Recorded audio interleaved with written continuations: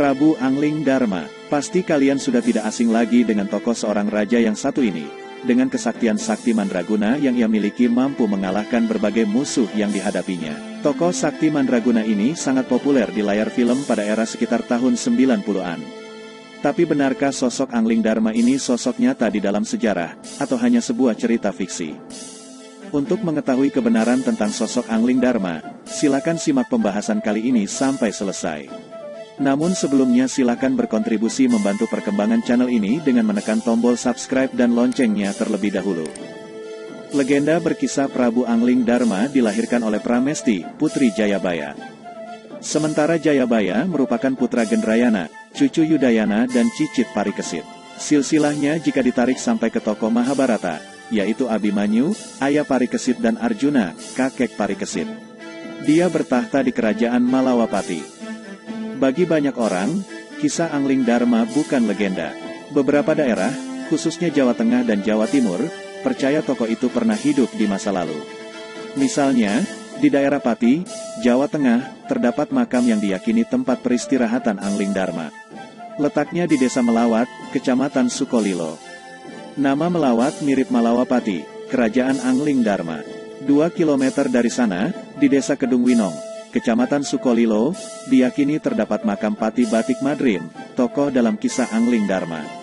Tidak hanya di daerah Pati, di Bojonegoro juga terdapat situs melawatan di Desa Wotangare Kalatidu, yang dipercaya sebagai petilasan Angling Darma.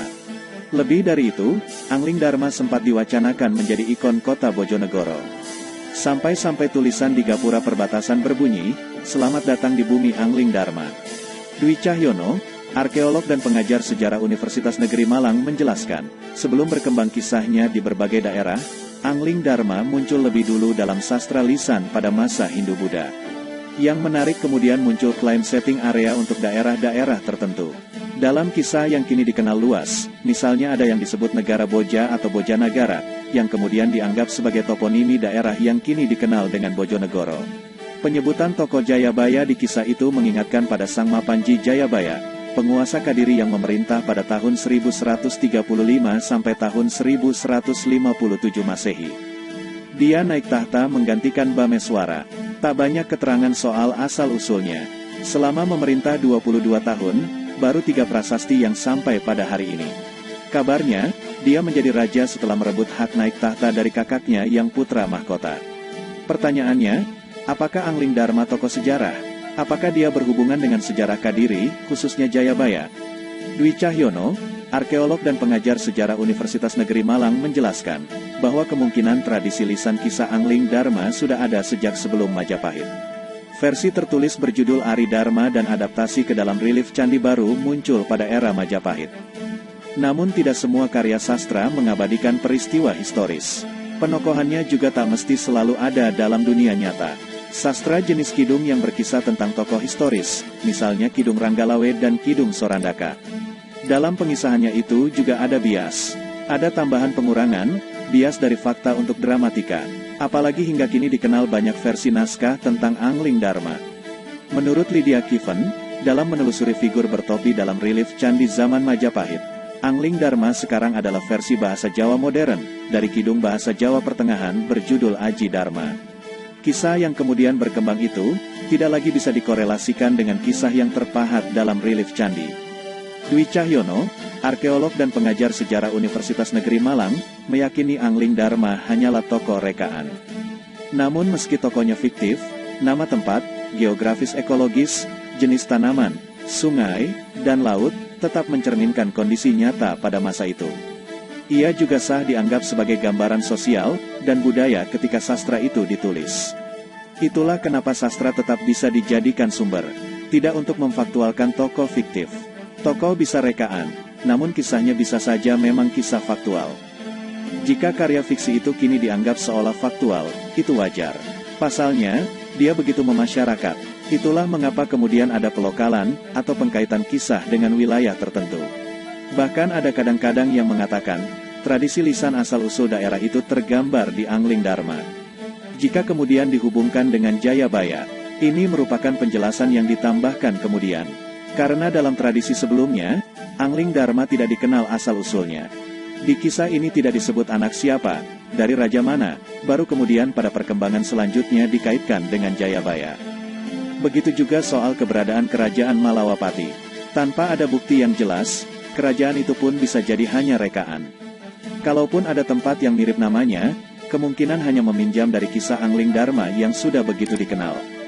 Bisa saja kisahnya terkenal dulu, baru kemudian desa-desa itu meminjam nama-nama dalam sastra yang sudah terkenal, kata Dwi Cahyono.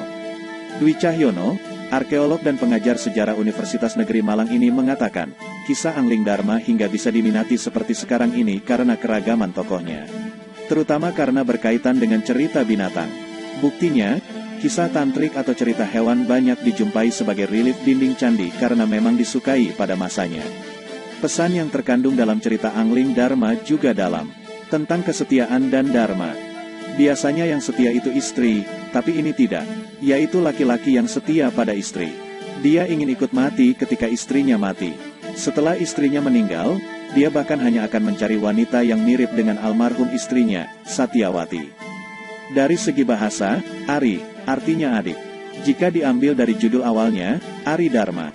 Ari seperti sebutan suami kepada istrinya. Kebiasaan ini dibuktikan oleh keterangan di Prasasti Muncang, dari masa Empu Sindok pada 866 Saka, atau 944 Masehi. Disebutkan istri yang merupakan putri dari raja sebelumnya, Wawa, disebut Ari Parameswari, Diah Kepi. Ada kata Ari di sana, ini sebutan Empu Sindok untuk istrinya, Diah Kepi. Adapun Dharma artinya ajaran. Dengan demikian, tokoh ini tengah memberikan tuntunan mengenai dharma suami kepada istri, termasuk kesetiaan seorang suami kepada pasangannya. Nampaknya kisah tuntunan, tokoh ini bukan nama diri. Ini nama sebutan, tokoh kisah yang memberikan tuntunan, kesetiaan suami. Di luar itu, kisah ini terbukti mampu melintasi zaman. Ceritanya tak syarat dengan bahasa-bahasa agama, tapi lebih kepada hubungan sosial manusia. Ketika Islam berkembang pun, cerita ini tetap diminati. Bahkan bentuknya tak lagi literer dan visual, tapi seni pertunjukan. Di era modern ini, kisah Angling Dharma ini sudah tidak menjadi rahasia umum lagi, bahwa tokohnya memang sangat disukai dari berbagai kalangan.